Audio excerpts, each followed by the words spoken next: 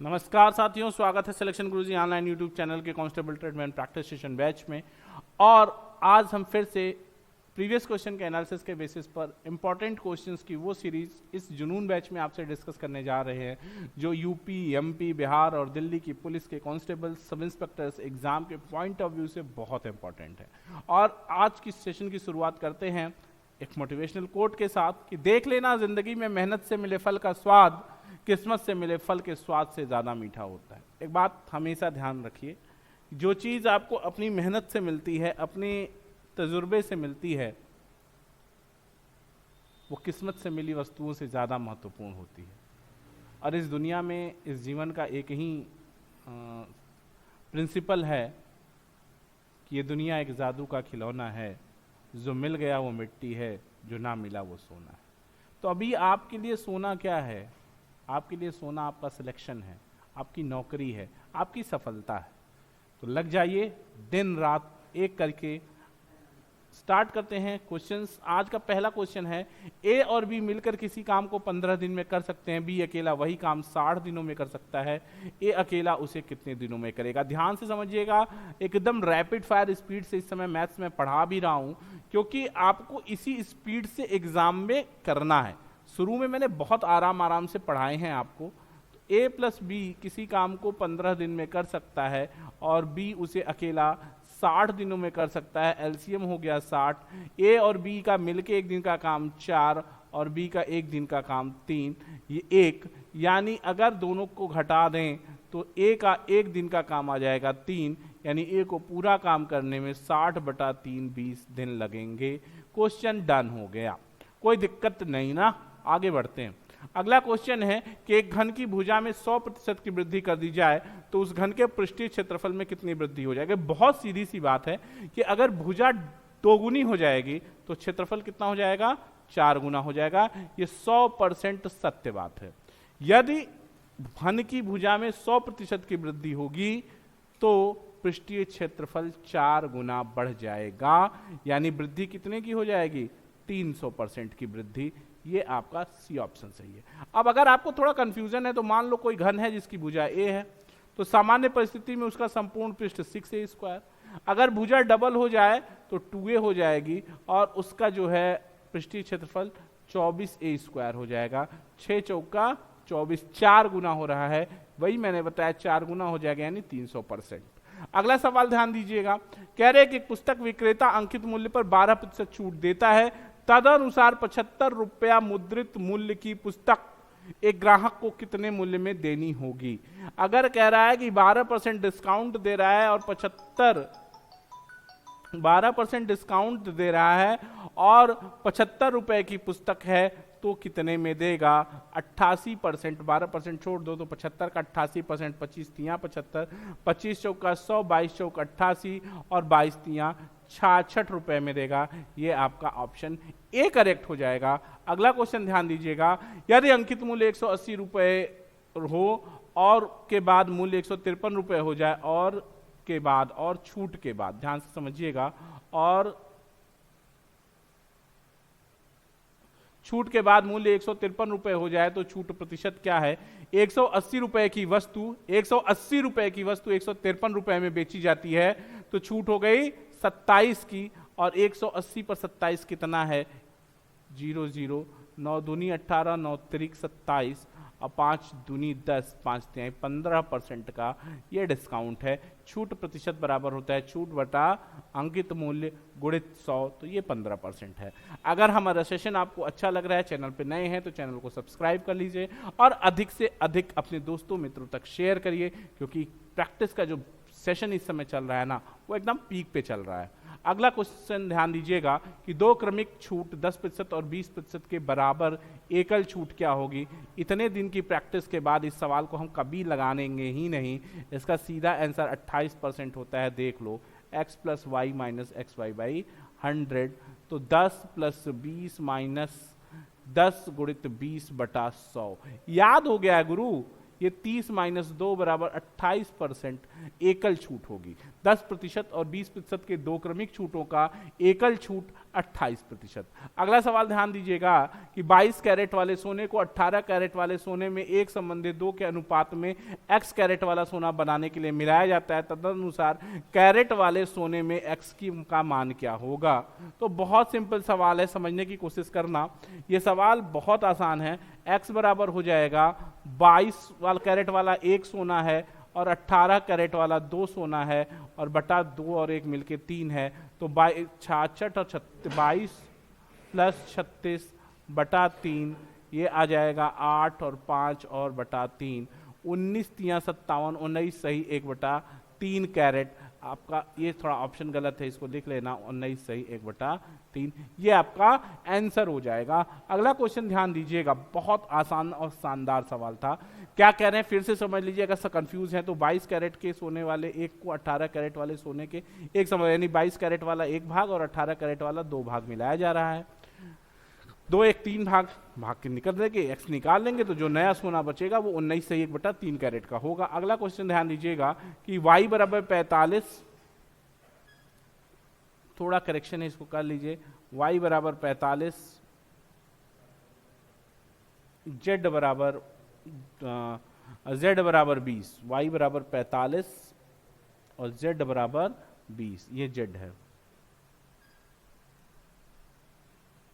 z बराबर 20 और x बराबर 200 के अनुक्रमानुपाती है और x बराबर 200 की अनुक्रमानुपाती है, तदनुसार y बराबर 90, z बराबर 30 की स्थिति में x क्या होगा।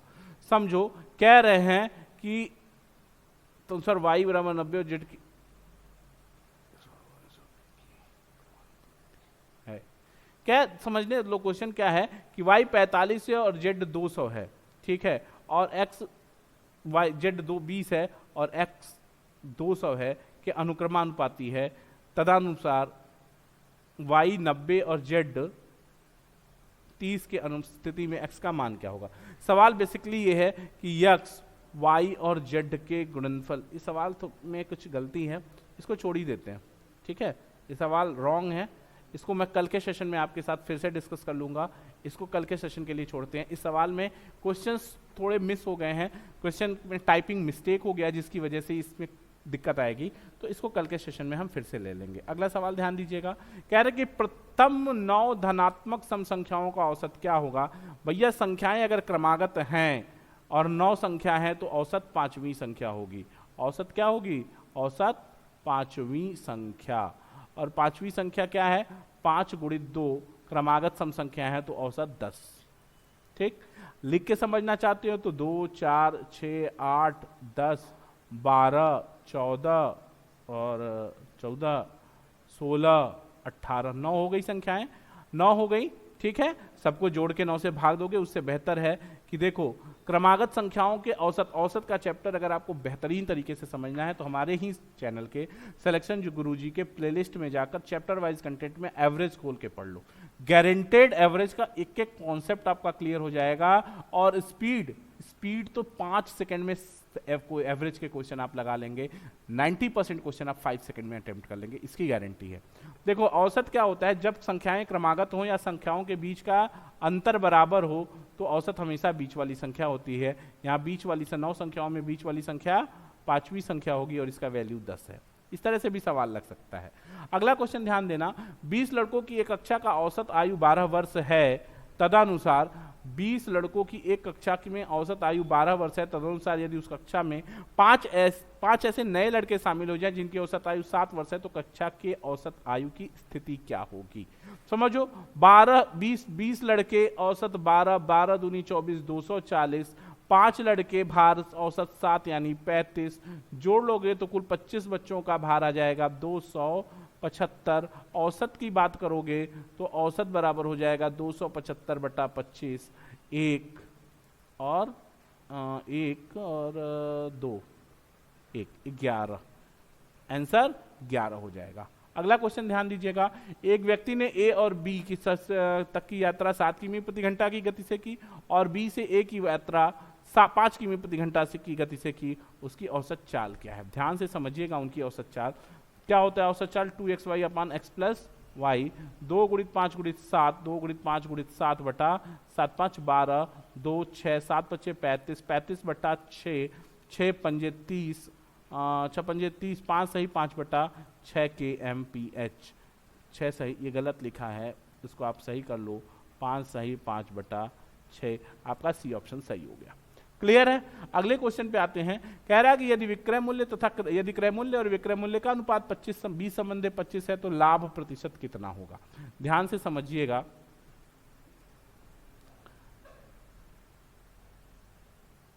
पांच हो गया, ये सीपी है, ये एसपी है, तो लाभ कितना हो गया 5 बटा 20 गुणित 100, यानी 25% इसका लाभ हो गया। 25%, ये 5 है तो लाभ 5%। अगला क्वेश्चन बता रहे हैं कि अगर x 90%, x का मान 90% 315 किमी के बराबर है तो x का मान क्या है। यानी x का 90% बराबर है, x का 90% बराबर है कितने के 315 के, तो 100% यानी x बराबर 100% बराबर 315 बटा 90 गुणित 100। 0 0 से खत्म, 9 पचे 9 त्रिक 27, 4 1 9 पचे 45, 350 किमी, ये इसका आंसर होगा। बी ऑप्शन आपका करेक्ट हो गया। अगला क्वेश्चन ध्यान दीजिएगा। श्रीमान ए अपनी मासिक बचत का 78% खर्च करके शेष बचाते हैं, तदनुसार यदि उनकी वार्षिक बचत 22,440 रुपए हो तो उनकी मासिक आय क्या है। अब एक बात बताओ, कोई 78% खर्च कर देगा तो बचेगा कितना 22%, और यही 22% बचत बराबर है 22,440 के, तो 100% कितने के बराबर होगा, आय बराबर 22,440 बटा 22 गुणित 100। 22 एक का 22, 22 दूना 44 और 0 10 2, बस यही ना है, ठीक है। इसका क्या गड़बड़ हो गया। यदि ये अपनी मासिक आय का 78% खर्च करके शेष बचाता है तो 20 80 22% बचा बराबर 22,040, 22 एक का 22, 0 4 उतरा, फिर 22 दूनी 44 और 0, 22 शून्य 0, 22 दूनी 44 की 4 22, ठीक है। तो इसकी तो उनकी मासिक आय कितनी है, उनकी मासिक आय आ जाएगी 10,000, 5 बार कटेगा क्या, ये सही है। समझ लो इनकी मासिक आय कितनी हो जाएगी 10 20 और उसके बाद डबल 0। ऑप्शन में नहीं है, कोई बात नहीं है, ठीक है। ठीक, ये सवाल के हिसाब से इसका आंसर यही है, 10 ये हो जाएगा, इकाई दहाई सैकड़ा हजार 10,000 लाख, 1,02,000, ठीक है। अगला क्वेश्चन ध्यान दीजिएगा। कह रहे हैं कि ए और बी के चलने की गति का अनुपात 2 संबंधे 3 है। ए और बी के चलने की गति का अनुपात, देखो ध्यान दो, ए है बी है, गति का अनुपात क्या है, गति का अनुपात 2 संबंधे 3 है, तो समय का अनुपात क्या होगा, चाल बराबर होता है, चाल व्युत्क्रमानुपाती होता है समय के, तो समय 3 संबंधे 2 होगा।